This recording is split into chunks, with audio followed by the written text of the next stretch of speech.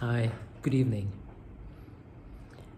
In any mammalian grouping, whether it's a pack of dogs, a few dogs come together and move as a group, or a herd of cattle,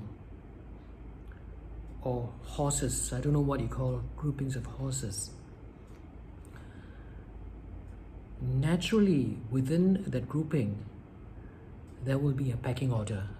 There will be the leader, the follower, in succession until they come to the last one in that group. The reason horses need to be broken is because the horse has their own pecking order and man is trying to dominate the horse. So the horse needs to understand that he is falling behind man in the pecking order, and that takes a little bit of training. That is to break a horse.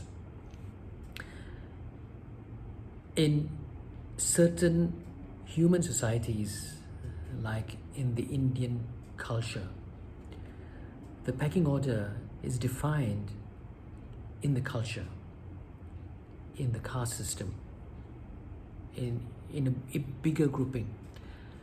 So the pecking order is very much instinctive. It's something that we all have. Human beings, when they go into any grouping, and if there's a little bit of interaction over time, they will find their own place in the pecking order. That is a fact. And I think this is a natural instinct, so that if there's danger, if we are attacked, we're not all over the place, but we just listen to the leader and we follow the leader, what the leader says. And I think we are more effective as a race if there is a pecking order. So there's no chaos when there is a danger present. It is of my opinion that the reason marriages don't work is because we have, in the latest cultures, tried to rock the natural instinct of the pecking order, with equality.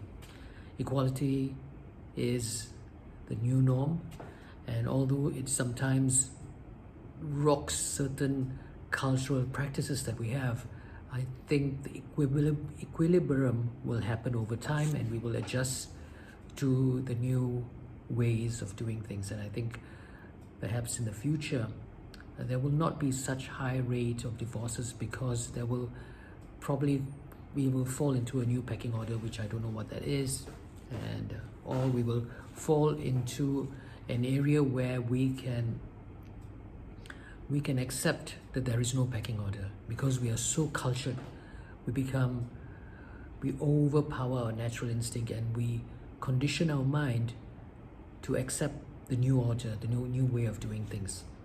And that is what Jesus is telling us. It would appear in this passage when his disciples are trying to find their pecking order. And let's read this passage from the book of Mark, chapter 35 to 37. They came to Capernaum, and when he was in the house, he asked them, "What were you arguing about on the road?" They said nothing, because they had been arguing which of them was the greatest.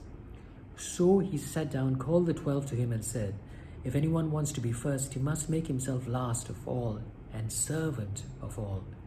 He then took a little child, set him in front of them, put his arms around him, and said to them, "Anyone welcomes one of these little children in my name welcomes me, and anyone who welcomes me welcomes not me, but the one who sent me." The Gospel of the Lord. Now, I don't really know what Jesus meant about being like the child, but I think what we can learn, maybe it's not what we are meant to learn, but what we can learn from this is, to be cultured, we have to very often resist the urge to follow our emotions, the natural inclinations to do things. We have to use the human mind, which is far more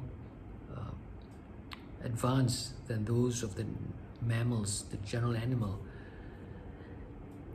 and fight our urges and come up with a new order of civility, a new order of emotional quotient. Now, I find this very difficult because I'm naturally get irritated and angry easily. So this is a lesson for me as much as it is an open challenge to myself. How I can resist my natural urges to get angry, to follow the pecking order, to be humble, and to let my ego, let go of my ego. That is my thought for you. Is it something that you agree with and you're able to do as well? Just something to think about. Thank you for watching.